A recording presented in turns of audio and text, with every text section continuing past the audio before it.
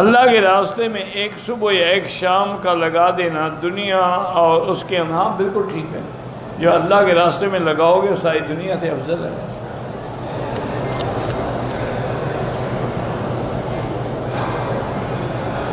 سانپ والا واقعہ جو حضرت ابوبکر صدیق کو ڈسنے کا، اس کا ذکر قرآن میں بھی نہیں ہے، کسی صحیح حدیث میں بھی نہیں ہے، لیکن لوگوں نے لکھا ہے کتابوں میں.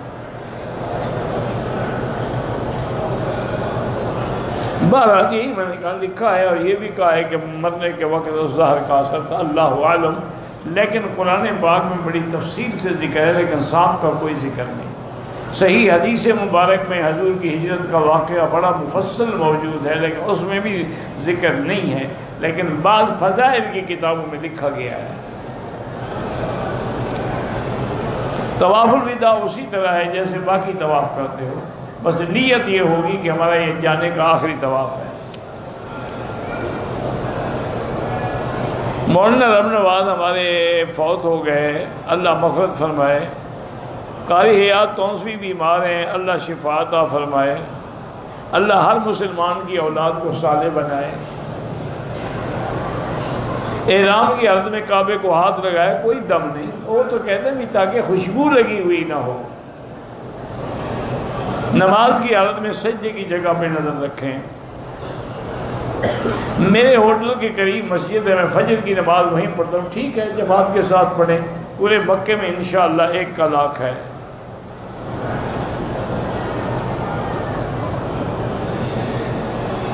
لوہے کی گھڑی نہ پہنیں. میں پاکستان سے آیا ہوں، دعا کے لیے سب کے لیے دعائیں کریں، پوری امت اسلام کے لیے دعائیں کریں. وادی جن جو مدینہ شریف میں نہیں جانتا، نہ میں کبھی کیا نہ دیکھا. مجھ سے انسان نہیں سنبھالے جاتے تو میں جنوں کے پاس چلا جاؤں. حضرت اللہ شاہ بخاری رحمۃ اللہ علیہ تقریر فرما رہے تھے، اللہ ان کی قبر پہ کروڑوں رحمتیں کریں. ان کے بیٹے پیر جی عطا المہمن بیمار ہیں، اللہ ان کو شفا دے. تو کسی نے چٹ بھیجا کہ حضرت مردے سنتے ہیں کہ نہیں سنتے، آپ کا عقیدہ کیا ہے؟ وہ شرارت کرنا چاہتا تھا نا تاکہ جلسے میں جھگڑا ہو. حضرت نے چٹ بڑا فرمایا میری تو زندہ نہیں سنتے، تم مردوں کی بات کرتے ہو. طواف میں رمل نہیں کیا کوئی بات نہیں. اگر طواف کے حالت میں جوتا ہاتھ میں ہو کوئی حرج نہیں.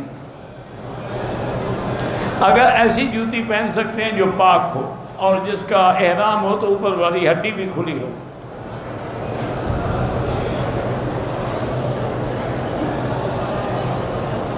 میں نے 2005 میں حج کیا تھا. صفا کے چکروں میں مجھے شک تھا کہ 5 چکر کیے ہیں، بس ایک دم دے دو، بس اب کیا علاج ہے. میری والدہ نے عمرہ کیا، طواف مغرب کے وقت، صفا جو ہے صبح فجر کے وقت کی، کوئی حرج نہیں. لیکن ان کے بال کاٹو، نہیں کاٹے تو اب کاٹ لو. عورت احرام کی حالت میں محرم کے سامنے، اپنے محرم کے سامنے سر سے دوپٹہ اتر جائے تو کوئی نہیں مرد، لیکن نہیں اترنا چاہیے. دیکھیں نا، سر سے دوپٹہ یہ خاوند کے آگے اترنا چاہیے اور محرم نہیں. اگر مرد اور عورت نے احرام کی حالت میں خوشبو والے صابن سے ہاتھ دھوئے تو 4-5 ریال صدقہ کر دیں. مسجد عائشہ سے عمرہ کرنا بالکل درست ہے. نمازیوں کے آگے نہ گزریں، تھوڑا دور ہو کے گزر جائیں. عورتوں اور مردوں کا ٹکراؤ ہوتا ہے، بچنے کی کوشش کریں. حرم کے باہر صدقات لینے کا کیا حکم ہے؟ غریب ہو تو لے لو، امیر ہو تو نہ لیا کرو. ایک مسئلہ کئی علماء سے پوچھے، کوئی حرج نہیں، جتنا پوچھو گے تو علم زیادہ ہوگا. پاکستان میں جو لوگ پاکستان، انڈیا، بنگلہ دیش کی صفائی کرتے ہیں ان کو زکوٰۃ دے سکتے ہیں، بالکل دے سکتے ہیں. جو لوگ دعوت تبلیغ اللہ کے راستے ان کو بھی دے سکتے ہیں. حجر اسود کو مطلقاً بوسہ نہیں دے سکتے بغیر طواف کے، طواف کی حالت میں دے سکتے ہیں.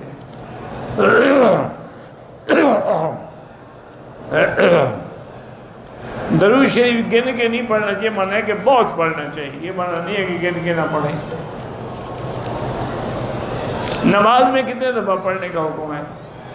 ہاں جی، پھر گن کیوں رہے ہو؟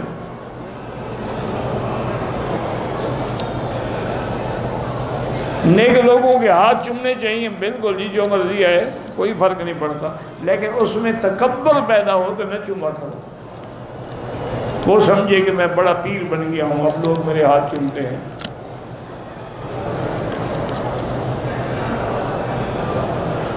میرے حیض کی عادت 6 دن ہے، عمرے کے لیے آج 8 دن ہو گئے، خون آنا بند ہو گیا، لیکن 2 دن سے گندا پانی آ، بہتر یہ ہے میری بیٹی کے 10 دن انتظار کر کے پھر غسل کر کے عمرہ کریں۔ ویسے ابھی بھی آپ کر سکتی ہیں، حیض تو ختم ہو گیا نا۔ حاجی مسجد عائشہ سے دوسرا عمرہ کر سکتا ہے۔ کوئی ایسا عمل یا وظیفہ کہ ماں کو خواب میں دیکھوں، اس کے نام پہ خیرات کرو، صدقہ کرو، مدرسے بناؤ، مسجدیں بناؤ، پھر انشاءاللہ خواب میں نظر آ جائیں گی۔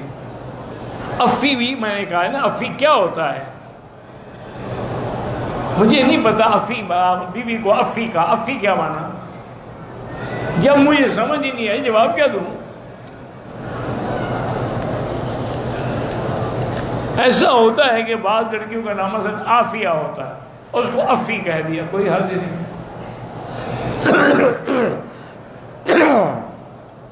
ہنا ہوتا ہے، ہنی کہہ دیا، کوئی حرج نہیں۔ یہ پہلے ہو چکا ہے، جبا حیض میں کرے تو توبہ بھی کرے، خیرات بھی کرے۔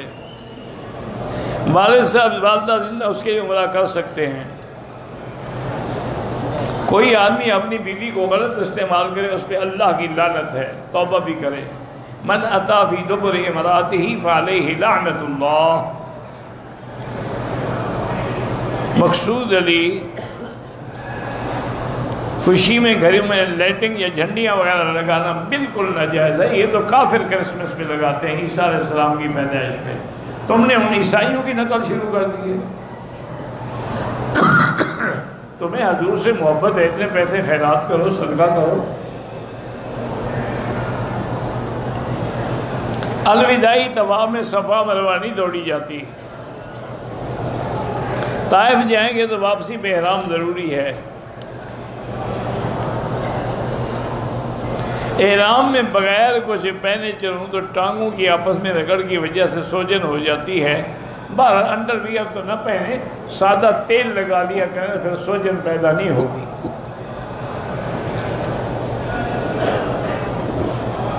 نماز جنازہ میں جب بچے کا اعلان ہوتا ہے وہی دعا کافی ہے، اللہم اغفر لحینا و میتنا و شاہدنا و غائبنا و صغیرنا و کبیرنا، چھوٹے بڑے سب کے لیے ہو گئی۔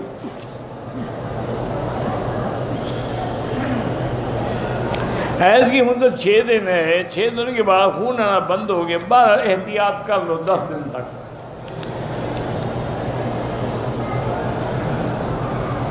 جو لوگ عمرے پہ آئے ہیں بالکل نماز اکیلے پڑھیں گے تو قصر پڑھیں گے، امام کے پیچھے پوری پڑھیں گے۔ ہم ہوٹل سے آتے ہیں تو لوگ راستے میں صفیں بنا کے، اگر اگلی صفیں نظر آ رہی ہوں تو نماز ہو جائے گی۔ پہلے ہو گیا، پھر وہی چاندی کی انگوٹھی، چاندی کی انگوٹھی۔ بینک والوں کو عمارت دے رکھے، ٹھیک ہے آپ کرایہ لیتے ہیں، آپ کا کرایہ حلال ہے۔ عصر کے بعد طواف کیا، 7 سے 2 نفل دے، عصر کی وجہ سے نہیں پڑھے، سعی کر صفا مروہ دوڑ کے مغرب کے بعد پڑھے، بالکل ٹھیک کیا۔ میں نے طواف کر لیا، تھکاوٹ کی وجہ سے صفا نہ کر سکی، صبح کو جا کے صفا کی، کوئی حرج نہیں، ٹھیک ہے۔